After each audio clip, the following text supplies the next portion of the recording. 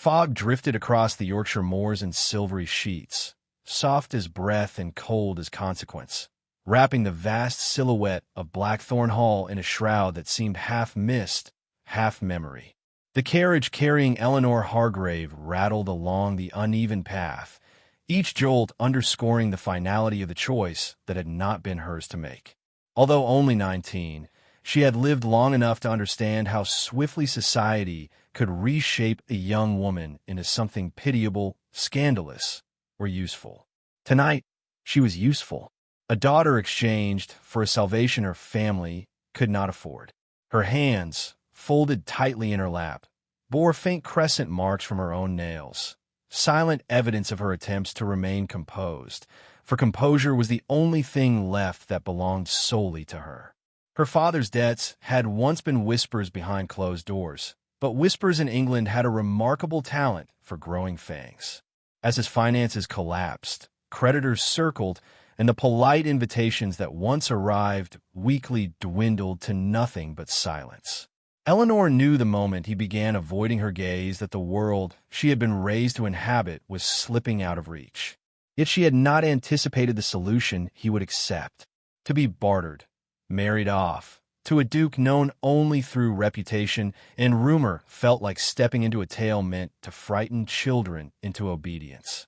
Even now, as the mist parted and the dark structure of Blackthorn Hall emerged, she wondered if she had stepped out of her life and into a cautionary fable. The Duke of Ravensmoor, Alistair Ravensmoor, was a man she had never met, yet whose name carried stories as heavy as the stones of his estate. 35 years old, war-scarred, widowed, and whispered to be both brilliant and brutal. Tales told of his return from the Peninsular Wars with a ruined left arm and a temper far sharper than any blade he had carried into battle. Some claimed he had driven servants from his halls with a single look. Others said he had not smiled once since the death of his first wife, a tragedy spoken of in hushed tones, as though even recounting it risked provoking the ghosts that clung to these lands. He had been christened the Beast of Blackthorn Hall by more than one London hostess, though never to his face. No one dared. Eleanor had once imagined her future vividly: London ballrooms, thoughtful conversation, perhaps even the tender unfolding of love. A year ago, she had believed herself on the cusp of it. The Duke of Ashbury had courted her with calculated charm, drawing her into dreams she had scarcely dared to articulate. Yet politics had unmade what affection had begun. With one quietly cruel decision, he had chosen influence over affection, leaving her reputation bruised but not destroyed. Not until now. The fact that her father had traded her to another duke, the sort of man society crossed itself over, had sealed her fate in a way scandal alone never could. The carriage slowed before the great entrance, the horses stamping against the frost-covered ground as though sensing the brooding weight of the place. Eleanor inhaled deeply, bracing herself for her first glimpse of her husband. She expected cold hauteur, perhaps irritation at the inconvenience of acquiring a wife he had not chosen. What she did not expect was the stillness of him, the way he seemed carved from the same stone that framed the doorway behind him. Alistair Ravensmoor stood waiting, tall and broad-shouldered despite the stiffness of his left arm, his dark coat buttoned with military precision. His hair, black as the storm clouds gathering overhead, brushed the edge of a stern brow. His eyes, a flinty gray, regarded her not with disdain, but with a measured, assessing calm that unsettled her more deeply than hostility might have. She returned his gaze, refusing to lower her eyes. She would not arrive here as a ghost. His expression shifted by an imperceptible degree, perhaps surprise, perhaps nothing at all, before he stepped forward and offered his uninjured arm. "The journey was long," he said, his voice low and controlled. "You must be tired." The formality of the words did little to soften the distance between them. Eleanor placed her gloved hand upon his arm, noting the tension in the muscles beneath the fabric. She could not tell if it stemmed from discomfort or the lingering injuries of war. Inside, Blackthorn Hall greeted her with towering ceilings, shadowed corridors, and a faint smell of extinguished candles. A draft swept along the floor, stirring the hem of her gown. The servants who waited within bowed, but retreated quickly, as though proximity to their master carried a risk they preferred not to test. Alistair released her arm gently. "Your rooms are prepared in the East Wing. Dinner will be served within the hour. If you prefer solitude this evening, you may send word through Mrs. Harland. She will attend to your needs." He spoke with practiced politeness, but Eleanor sensed the distance in every syllable. This was a man accustomed to walls, literal and otherwise. She suspected he had few true companions, fewer still who would dare speak with him honestly. The thought stirred something unexpected within her, not fear, but curiosity. "Thank you, Your Grace," she replied. Her voice wavered only slightly. "I will join you for dinner." He nodded once, a soldier acknowledging a tactical decision, before turning away. As she followed the housekeeper up the stairs, Eleanor felt the full weight of what had changed. She was no longer merely a daughter or a near scandal. She was a duchess, yet one folded into a marriage crafted from desperation rather than desire. The role felt ill-fitting, as though her soul had been placed in a costume not intended for her shape. Her chamber was large and elegantly furnished, though lacking warmth. The fire had been lit, but the room felt untouched, swept clean of any personality that might betray who had once stayed there. She moved to the window, watching as the mist pressed against the glass like a living thing. She had been here scarcely an hour, and yet the house's vastness whispered with stories she had not been invited to hear. Eleanor folded her hands before her, grounding herself. She had known humiliation, disappointment, and the sting of public pity, but she was not fragile. She had learned, through each quiet heartbreak, that a heart could bend without breaking entirely. What frightened her now was the uncertainty of the man she had married. He was neither the monster of rumor nor the brooding hero some might romanticize. He was something far more complex, a man shaped by grief and expectation, by war and solitude, by a past he carried like armor. And she, newly bound to him, would have to decide whether to accept that armor or learn how to slip through its cracks. A soft knock drew her attention. Mrs. Harland, the housekeeper, curtsied lightly. "His Grace waits in the dining hall, my lady. Whenever you are ready." Eleanor smoothed her gown, steadying her resolve. She would not shrink from this life, nor from the man at the center of it. If the world insisted on casting her into stories beyond her choosing, then she would shape what she could of them from within. As she descended the staircase, the distant sound of a clock's measured ticking echoed through the empty halls. Each step forward felt like a quiet vow, an unspoken promise to herself that she would not become a silent fixture in the Duke's shadowed world. She reached the dining hall doorway and paused, gathering the courage to step fully into her new existence. The Duke rose, slowly, his gaze fixed upon her with an intensity that suggested he had expected to dine alone. And in that moment, Eleanor understood one thing with startling clarity. This marriage, forged in necessity, would not remain quiet. Their lives, intersecting under the weight of debt, war, and whispered reputation, had already begun to shift. And whether the change would save them or destroy them, neither yet knew. But something had begun nonetheless. The mornings at Blackthorn Hall were austere, the air sharp with the lingering chill of the moors and the unspoken tension that seemed to inhabit every shadowed corner. Eleanor Hargrave had learned quickly that to survive here was to move with grace under scrutiny, to speak little but observe much. She rose with the dawn, dressing in gowns of muted tones that did not challenge the somber elegance of the estate, and yet she found ways to leave her own mark. A carefully arranged vase of wildflowers on the long dining table, a polished chair in the library position for the morning light to fall just so. Each small act of presence was a whisper to the household that she was not a mere shadow of her circumstances. She was, in her own quiet way, asserting existence within the confines of obligation. Alistair Ravensmoor observed her with an intensity that had become familiar to her eyes. He was a man of discipline and rigid routines, his left arm often braced against the arm of a chair as though to remind himself of its limitations. Yet his mind moved with precision, calculating the currents of human behavior with the same skill that had guided him through battles and estates alike. The Duke's regard was not the open warmth Eleanor had glimpsed in other men, nor was it mere indifference. It was an examination, a weighing of her worth in terms that neither flattered nor demeaned, and it unsettled her more than any act of disdain might have.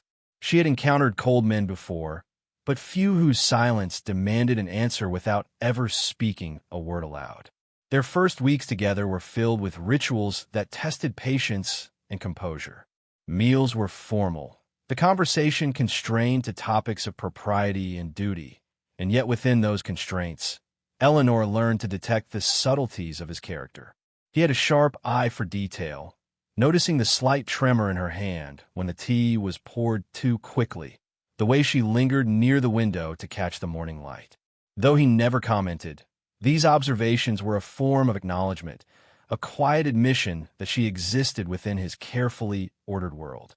One afternoon, while exploring the West Wing, Eleanor discovered a room long locked and dust-laden, its air heavy with the scent of neglected memory. Inside, a portrait of Alistair's late wife hung above the mantel, her features rendered with the precision of an artist who sought to capture more than likeness, perhaps essence, or the illusion of perfection. Eleanor touched the frame lightly, her gloved fingers tracing the curve of a painted hand, and felt the weight of grief that clung to the hall like the winter fog. When Alistair appeared, his eyes darkened at the sight, and for the first time, Eleanor saw the ghost of a man she had not yet known. The husband beneath the Duke, the soldier beneath the aristocrat. He spoke her name softly, almost reluctantly, as though saying it aloud risked stirring emotions he had spent years burying. "You should not linger here, Miss Hargrave," he said, though his voice lacked the sharp edge she had anticipated. Her defiance was measured, her response carefully chosen. "I did not linger to intrude, Your Grace. Only to understand the house I now call home." The balance in her tone was deliberate, neither challenge nor submission, but a statement that she intended to exist fully within these walls, not merely occupy them. Alistair's gaze lingered, and Eleanor recognized the first crack in the armor of his isolation, a hesitation she had not yet seen him display. The days progressed with a rhythm that became both comfort and challenge. Eleanor explored the library, uncovering volumes of poetry, philosophy, and history that had long lain untouched.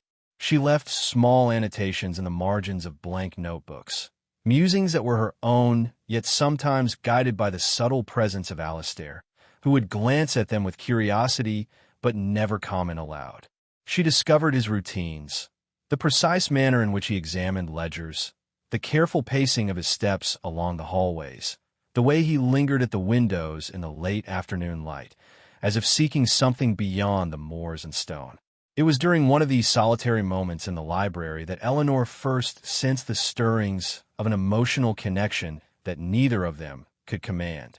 She found him seated at a desk, his posture rigid, a hand resting lightly on a ledger as though it were a talisman. He looked up, and the briefest flicker of surprise crossed his features before they settled into that familiar, unreadable calm. "You read too much," he said softly, almost a whisper, and yet Eleanor felt the weight of his attention in the syllables. "I read to understand," she replied, her voice steady. "To understand this house, its history, and perhaps its master." The faintest trace of a smile curved his lips, imperceptible to anyone but her. That moment, fleeting as it was, revealed a man who could be captivated by intelligence, by presence, by subtle defiance. Eleanor recognized it as a vulnerability, though she could not name it, and she held it carefully in her own heart, nurturing it with quiet respect. Rumors of society, however, could not be contained within the stone walls of Blackthorn Hall. News arrived sporadically, carried by letters or the occasional visitor, whispering of the Duke of Ashbury and his political machinations in London. Eleanor read of court gatherings, of winter balls where rank and duty dictated every step, and felt a pang of old longing tempered by new-found resolve. The world outside still judged her, still measured her worth by transactions she had not chosen. But within Blackthorn Hall, she was learning to measure herself, to claim agency in the only way available to her, by intellect, observation, and subtle defiance. The second token of transformation occurred one damp afternoon when Alistair, burdened by the lingering pain of his war injury, misjudged the weight of a ledger and nearly toppled from his chair.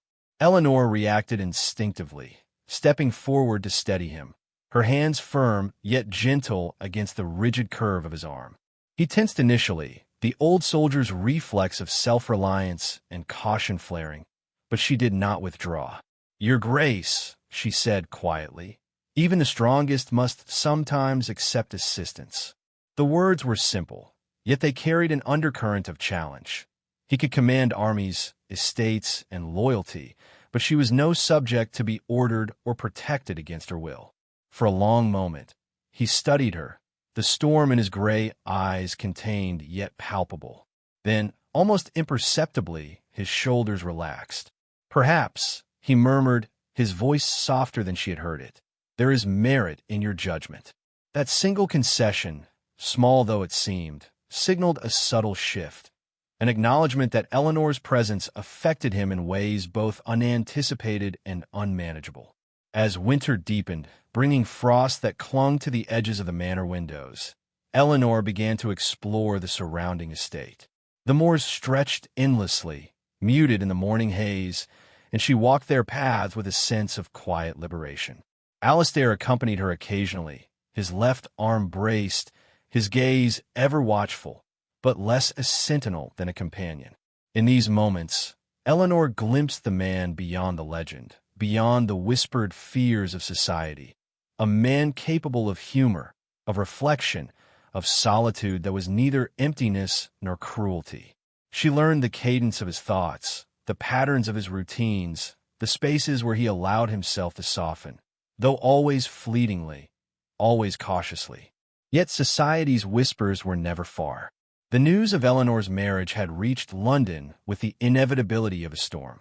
Letters arrived, brief and pointed, hinting at curiosity, judgment, and speculation about her influence on the reclusive duke.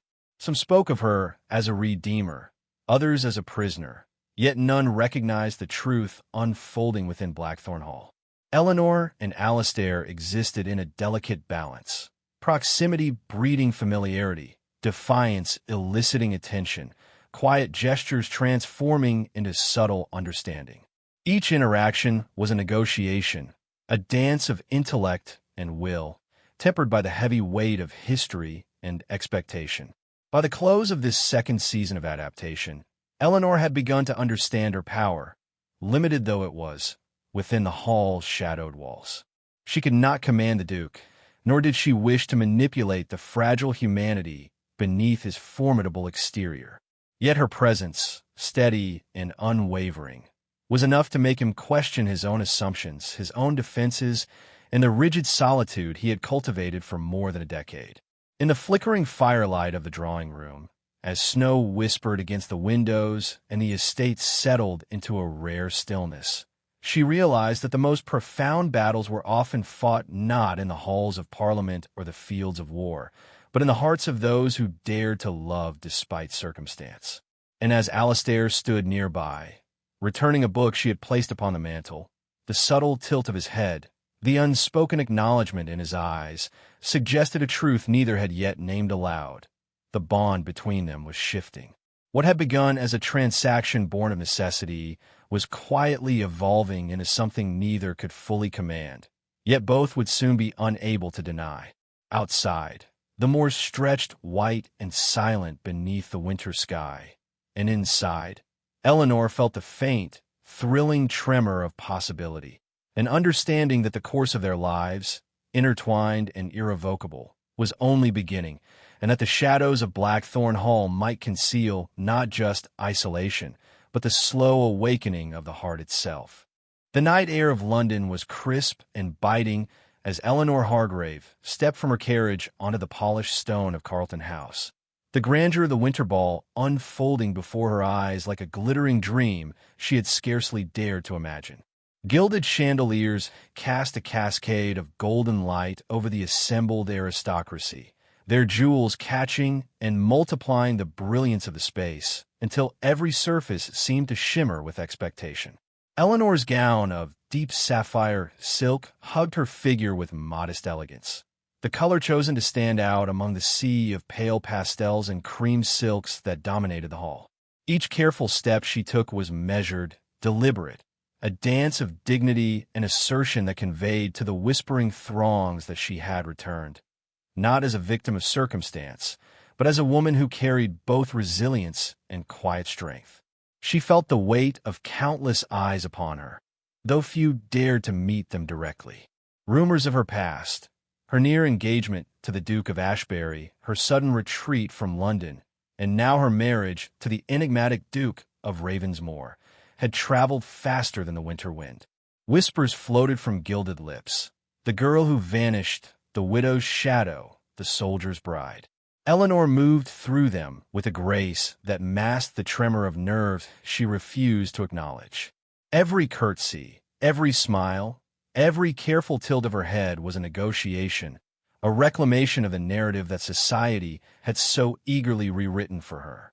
Across the room, near a marble column that gleamed in the candlelight, Alistair Ravensmoor stood in black tailcoat, the rigidity of his posture softened only by the rare ease he allowed himself in her presence. His left arm, still impaired from the peninsular campaigns, rested against his side with practiced steadiness, yet his gaze never wavered from her as she approached. The whispers that surrounded Eleanor seemed to dissipate into nothingness when he looked at her, his gray eyes dark and unreadable, containing both the memory of the battles he had fought and the more insidious skirmishes of his own heart. For the first time in months, the distance between them felt bridged by more than circumstance. It was drawn by the invisible threads of recognition, of longing, and of unspoken acknowledgement that each had survived their separate trials only to find themselves here, together, in this luminous moment. The Duke of Ashbury appeared suddenly, moving through the crowd with the ease of a man accustomed to attention. His eyes found Eleanor immediately, sharp and admiring, and for a moment the music faltered, the waltzing couple slowed, and the chatter of the room seemed suspended as if all had been waiting for this collision of past and present. "Miss Hargrave," he said softly, the tone that had once promised possibilities now tinged with the regret of opportunities squandered. "I had hoped to see you again, though not like this." Eleanor's chin lifted imperceptibly, her posture unwavering. The moment demanded she respond, but she said nothing, allowing the quiet power of her presence to speak in place of words. Alistair's steps brought him closer, each measured pace a declaration. His hand brushed the edge of her sleeve as he drew near, a subtle gesture of ownership, not the kind that demanded obedience, but one that safeguarded her against the encroachment of another man's claims. "You are admired, Miss Hargrave, though I doubt any man could comprehend the breadth of your discretion," he murmured, his voice low enough that only she could hear. Eleanor met his gaze, reading in the depths of his eyes a mixture of restrained passion and the lingering shadows of past grief. In that glance, the room's grandeur faded. All that existed was the interplay of heartbeats, a conversation of souls spoken without a single audible word. She had anticipated trepidation, yet the stirring in her chest was not fear. It was the thrill of recognition, of mutual understanding cultivated in silence over months of shared solitude at Blackthorn Hall. Alistair, who had commanded armies and estates, who had disciplined soldiers with the precision of an artist, found himself powerless in the face of her quiet authority. Eleanor, who had been bartered into a marriage that neither had initially desired, now wielded influence that could not be mandated, commanded, or coerced. The room, radiant and watchful, had become a backdrop to a drama that only they could truly inhabit, a tableau of tension, longing, and inevitable reckoning. Eleanor's eyes flicked toward Ashbury, noting the imperceptible stiffening of his posture, the way his charm faltered in the presence of Alistair's unyielding attention. She recognized, with a sense both ironic and satisfying, But the man who had once left her heart in fragments now understood that she was no longer merely a prize to be courted or discarded. Her dignity, tempered by months of exile and quiet resilience, had fortified her in ways that London society would scarcely comprehend. Yet even as she maintained her composure, she felt the soft tug of anticipation, a sense that the evening might pivot on the smallest gesture, the quietest declaration. They moved together toward the grand terrace, where the cold night air streamed in from the moors beyond the city's edge. The muffled sounds of conversation and music softened, leaving only the faint clatter of snow against the stone and the rhythm of their approaching footsteps. Eleanor's breath clouded in the frosty air, and she glanced at Alistair, noting the faint tension in his shoulders, the barely perceptible tightening of his jaw. He was as measured as ever, yet there was an undercurrent of vulnerability he could not mask, an admission without words that he had never relinquished control, not over armies, nor over politics, but over the emotions that her presence now stirred within him. In the hush of the terrace, Eleanor spoke first. "Your Grace," she began, her voice steady. "I wonder if all this pomp and scrutiny is worth the hearts it threatens to bruise." Alistair regarded her, eyes narrowing slightly, not in irritation but in concentration, as if parsing every nuance of tone, every subtle tremor in her words. "The scrutiny is not new, Miss Hargrave. What is new is that I no longer wish to shield my own heart from it," he replied, voice deep and resonant, carrying both gravity and unspent tenderness.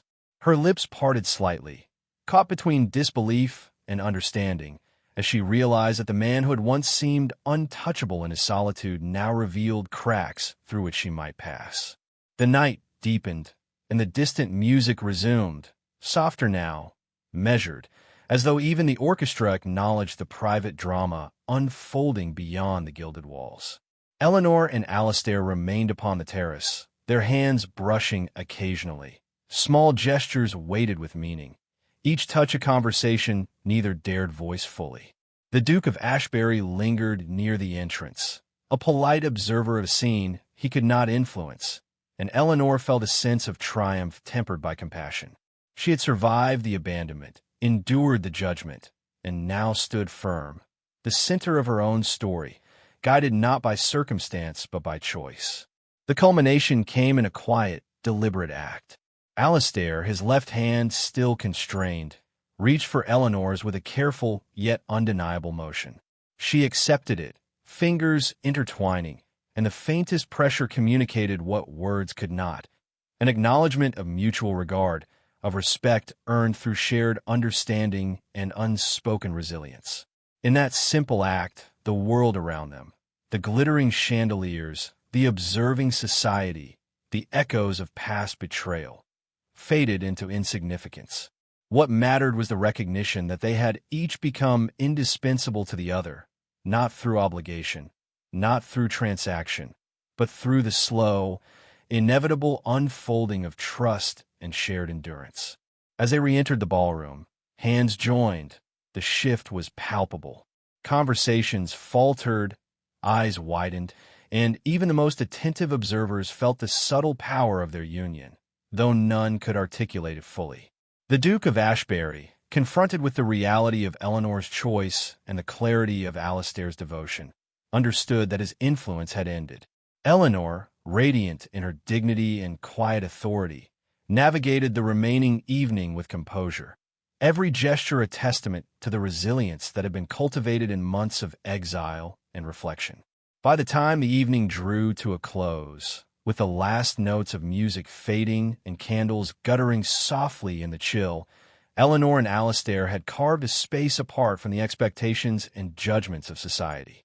They returned to the carriage that would carry them back to Blackthorn Hall, the night air cold yet invigorating, carrying with it the subtle promise of a future neither could have fully anticipated. Eleanor rested her gloved hand against his, sensing the steady beat of his pulse beneath the fabric, a reminder of the man who had once been untouchable in his solitude, now sharing the intimate vulnerability of a heart slowly unguarded. As the carriage rolled through the quiet streets, the city lights reflected in the frost, and in Eleanor's eyes, she understood with crystalline clarity that the transaction that had begun her marriage had given way to something far richer, far more profound. Love, tentative yet undeniable, had begun to bridge the chasm between necessity and choice, between isolation and companionship.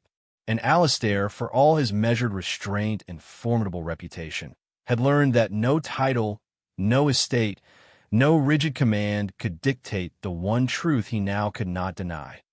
Eleanor Hargrave had claimed his heart, not by force, not by circumstance, but by the quiet, unyielding power of her presence and her spirit. The carriage passed into the shadowed lanes leading from the heart of London to the moors beyond, and Eleanor leaned slightly toward him, the faintest of smiles brushing her lips. He looked down, gray eyes softening as if the winter night itself had lent him a gentleness long thought impossible. Neither spoke for a moment. The silence itself suffused with understanding. And in that suspended instant, they both recognized a rare and fragile certainty, that the battles of reputation, of rumor, of past heartbreak had been met and endured, and what remained was the tender, unspoken promise of a shared future. Outside, the city slept beneath a blanket of frost, and inside the carriage, the seeds of enduring affection had taken root, imperceptible to the world yet undeniable to the hearts that had weathered the storm.